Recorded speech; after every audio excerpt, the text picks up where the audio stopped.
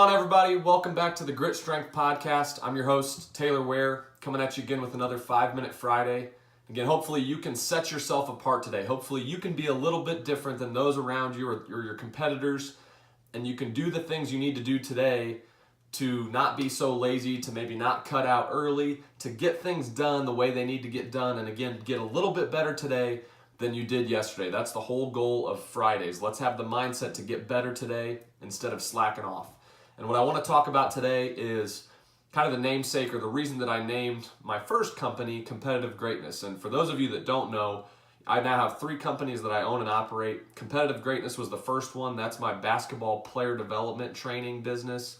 Grit Strength, which is more fitness, sports performance focused, mostly on the online side of things, and again, where we started this podcast.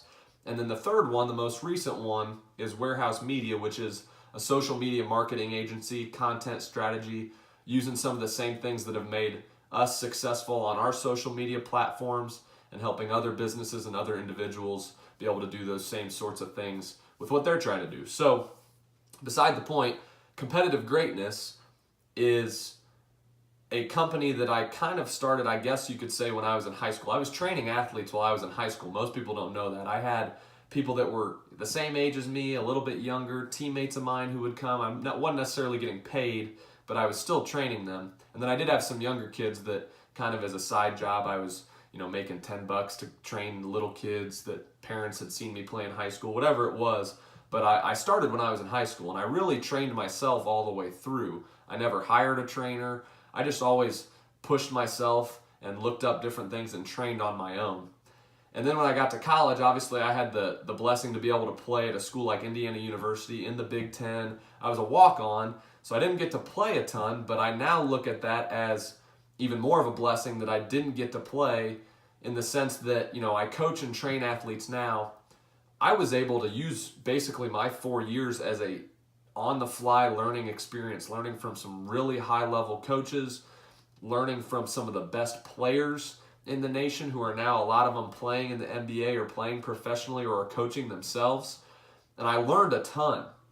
I always knew the other team's plays. I was doing that on scout team. So even though I didn't get to play a ton in the actual games, I almost was more like a coach than anything else. So it was like a 4-year experience leading up to what I do now. So as soon as I graduated, my brother was at the time trying to play in college, and so were some of his buddies. So, they started training with me. We had some really good success. All of them are now playing in college, and so it just kind of kept going from there, and it grew like crazy.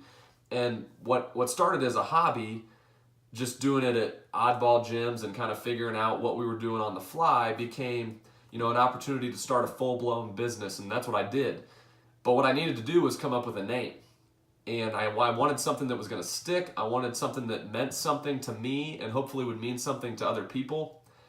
And so it took me a little while to figure it out, but ultimately what it came down to was I'm a huge John Wooden fan, incredible coach. Obviously, we all wish he was still around, but his Pyramid of Success has a lot of great terms and a lot of great concepts, and he has a wealth of different things you can look up as far as his coaching philosophies and all those sorts of things. But what it came down to was this term competitive greatness.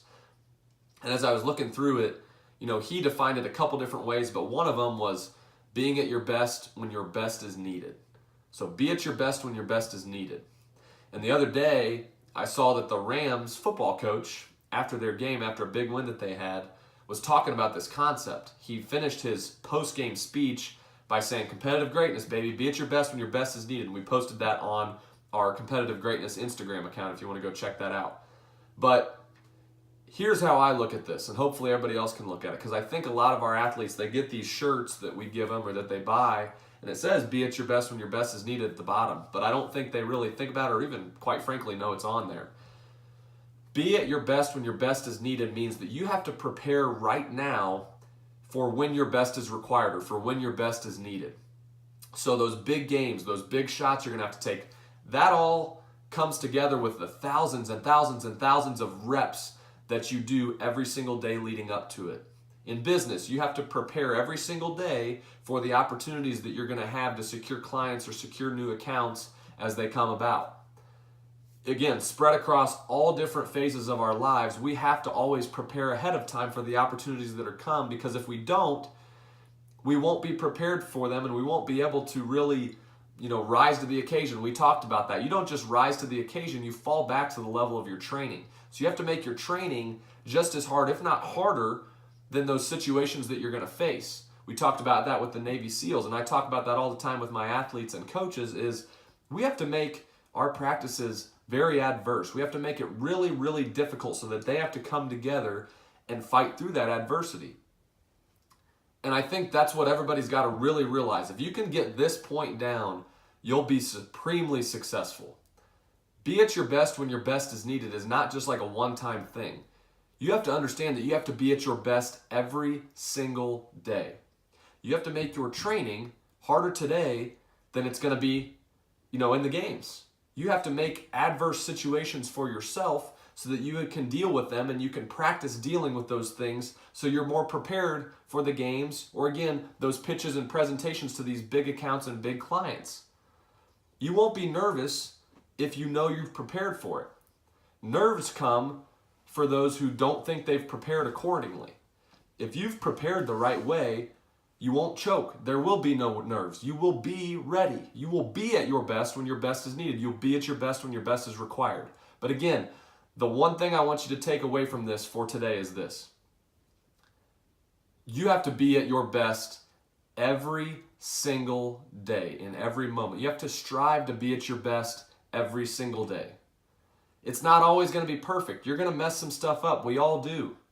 That's where you learn from it and you get better the next time. But if you strive to be at your best, if you strive for perfection, which is unachievable, but if you try to get there, even if you fall short, good things will happen. Be at your best every single day. Be competitively great. Think about that competitive greatness term. Etch it into your mind.